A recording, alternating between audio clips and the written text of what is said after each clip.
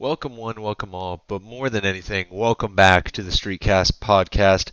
I'm Digit, and this week's episode is going to be about Google, Discord, and some sniper rifles, and maybe a little bit of Cyberpunk. We'll throw some of that in there too. But let's get right into the tech news for this week. Again, I'm on the road. This is my last week with this crappy audio from an Arctic 7 headset. Starting next week, we'll be back in bound with the good equipment and this crisp sounding podcast. But thanks for sticking around this long. So, one more week of it, and we'll be back to it. Let's get right into it. Let's talk about Discord first thing.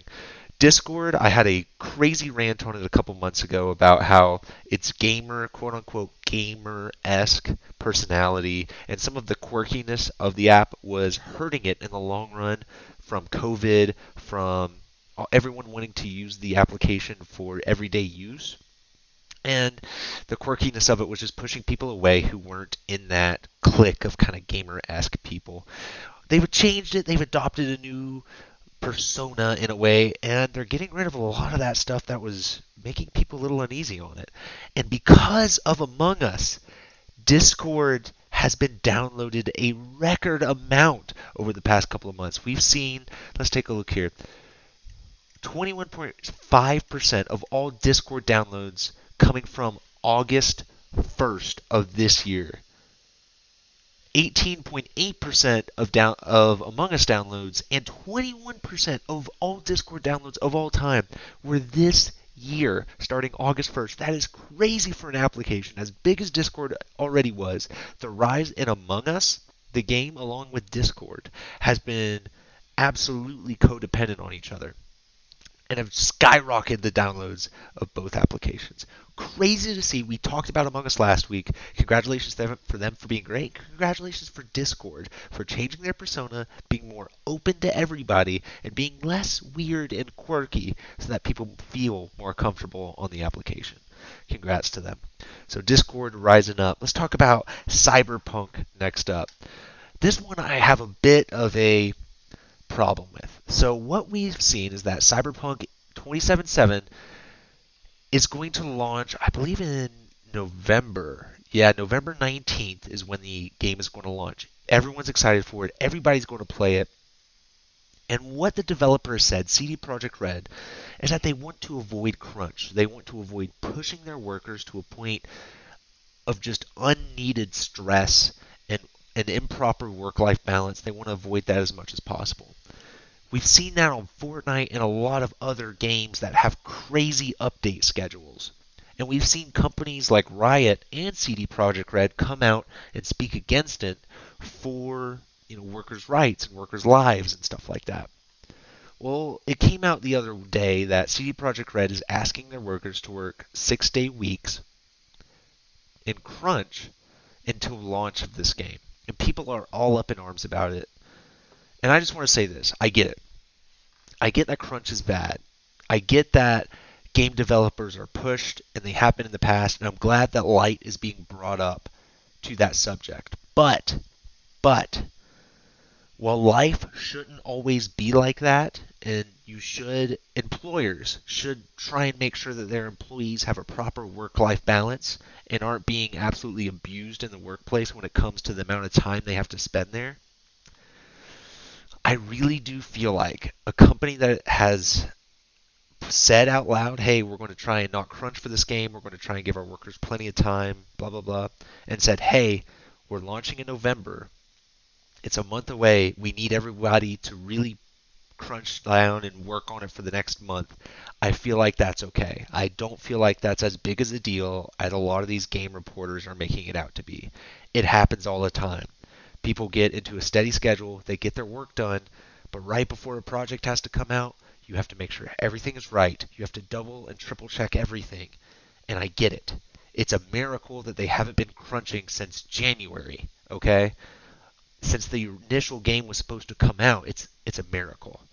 I understand why it's happening now. So if you hear about crunch on 2077, I don't think it's that big of a deal. I think that they've treated their employees correctly and given them enough time. I just feel like now is when it's the oh shit part of the project where you have to get things done and they have to be done right so that you can test it all. And I get it. I don't think it should be that much of a backlash. So there's to that. Apparently they're crunching, but the game will still come out in November. I get it. Let's play the game. I'm excited to get my hands on it still, and it does not impact my view of CD Projekt Red at all. Next. Now everybody loves their snipers in video games, and the sniper in Valorant, it has been of a major discussion lately because it just got nerfed a lot.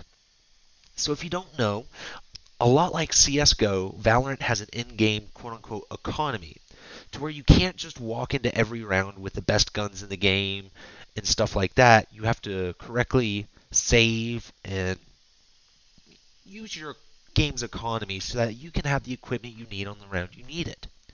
What they just did was increase the cost of the sniper rifle so that so that characters like Jet, who have a lot of movement and other abilities, who can peek corners quickly, get a shot, and jump back, so that it's easier to so that it's harder to get for them.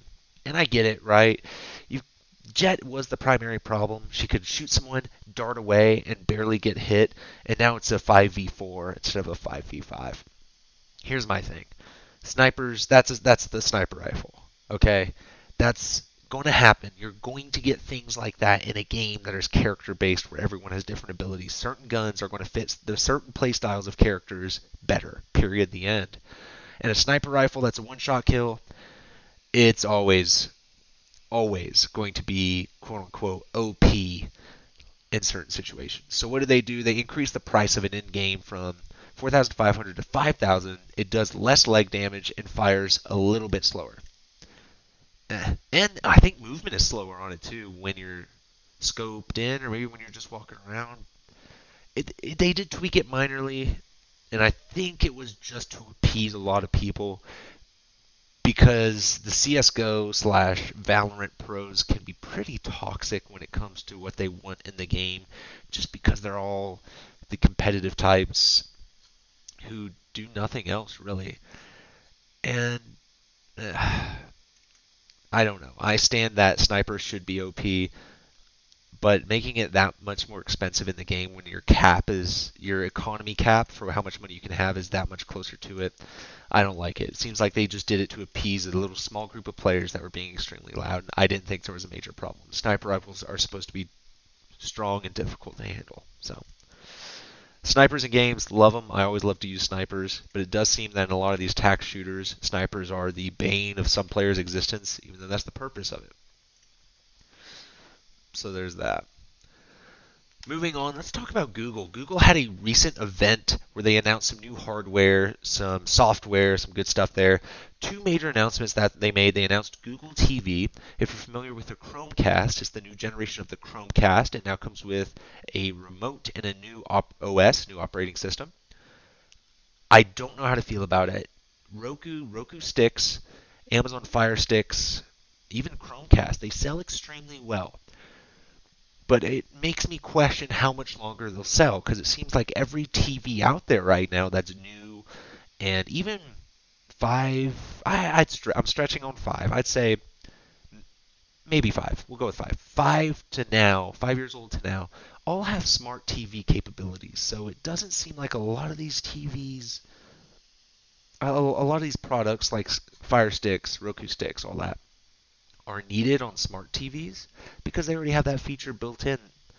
So and Google TV with the remote and the Chromecast and all that, I think it's really cool for TVs that don't already have smart features built in.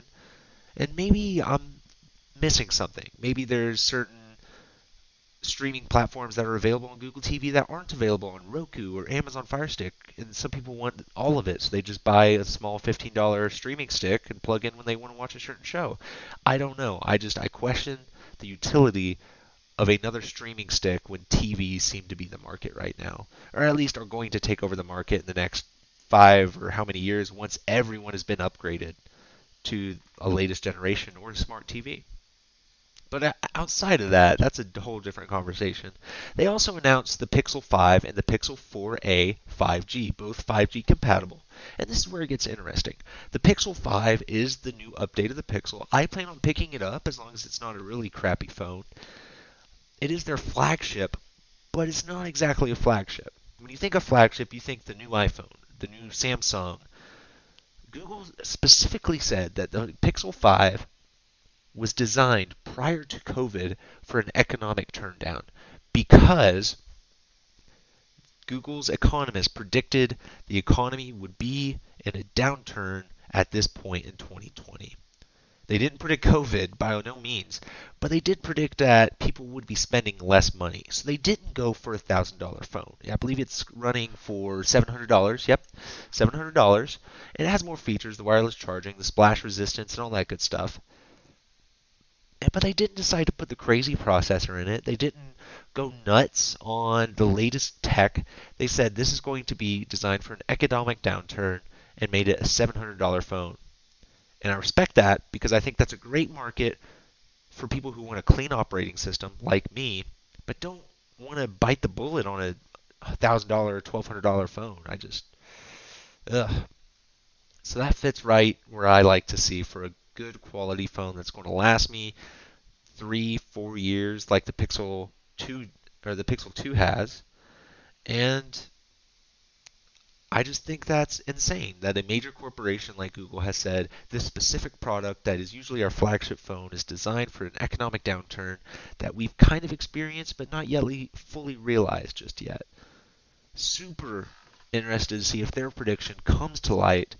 If not, how successful will the 5G be? Will people or the 5 Pixel 5 be? Because if we turn out to not be in an economic downturn, will the phone still sell well? It is in that weird medium. It is. It is in the weird medium between a budget phone and a high-end phone. So will people look at it as just a knockoff high-end or an overpriced budget? Super interested to see how it sells. I do hope they continue making Pixels. There has been some rumors that they might stop, but I really do hope they continue making them. I think they're the cleanest OS on Android. And for a guy who originally had an iPhone way back when and moved over to the Android people just because I'm on the Google environment, it's a clean OS. And I really want that on my phone. It's important to me. So I hope they continue making them. And I hope the Pixel 5 is successful. For all of you who that are Smash Bros. Fans, can you believe it? The next Smash Bros. Character is none other than Steve from Minecraft. What? That's crazy, man. I mean, I never thought it would happen. I know there were rumors on the latest release that it was going to happen, but it actually happening is crazy. And I think the reason is that a lot of the game characters on Smash Bros. Are the classic video game characters, a lot of which I don't even recognize. I mean, I played the N64 as a kid, and Banjo-Kazooie, those guys I have familiarity with, but a lot of the Transylvania guys, a lot of the, Castlevania guys don't recognize. Of course, I recognize the Nintendo characters, but a lot of the other ones I'm just unfamiliar with. So it's really cool to see that they're expanding to modern day with Banjo-Kazooie and now Steve from Minecraft. And there's a lot of cool touches in there. So, for example, when Jigglypuff puts Steve to sleep, he goes into bed. And when Kirby swallows him, Kirby turns into a square. It's super cool. So, shout out to Smash Bros. I really dig that.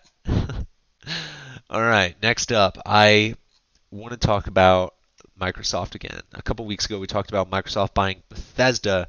Right now, we're seeing hints that Microsoft is also considering acquiring Bungie. Holy cow, wouldn't that be nuts? Bungie back under Microsoft? What?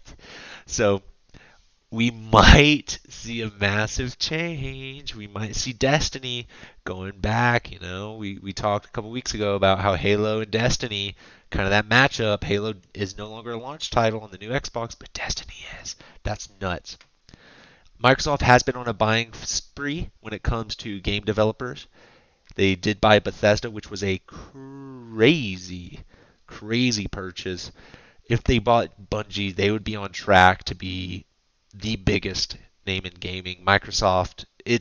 Sony would have extreme difficulty extreme difficulty competing if such a merger were to take place. Well, it is rumors right now. Be on the lookout for Microsoft purchases because they are buying up companies left and right, Bethesda being the biggest. If they did buy Bungie, I would be interested to compare those numbers between Bethesda and a Bungie purchase, but that would be super interesting. So with that, everybody, that wraps up this week's tech news. Holy cow, what a week it's been. I want to give a huge shout out to everyone that's listened and listened this far. We've hit 100 views on our podcast sites, Spotify, Apple, all of it. We've hit over 100 views. I believe we're sitting at 116 right now. Yep, 116. And on the YouTube channel, we're doing good there. My goal is to try and get 5 views on every video. Our latest one got 4. That's okay. The one before that got 29, so we'll count that as good. I want to thank everyone for watching, everyone for listening. If you want to check out gameplay alongside this discussion, you can check out my channel. That is India Mike, I'm_digit. Or you can listen to the podcast anywhere you listen. Spotify being the biggest. Still trying to get on Apple, but if you want to check it out, it's the Streetcast podcast. I want to thank everyone for listening again. I had fun making this. I hope you had fun listening. Next week's audio quality will be much better. And thanks for sticking around while it wasn't that great. Y'all have a great week. I'll see y'all next time. Bye.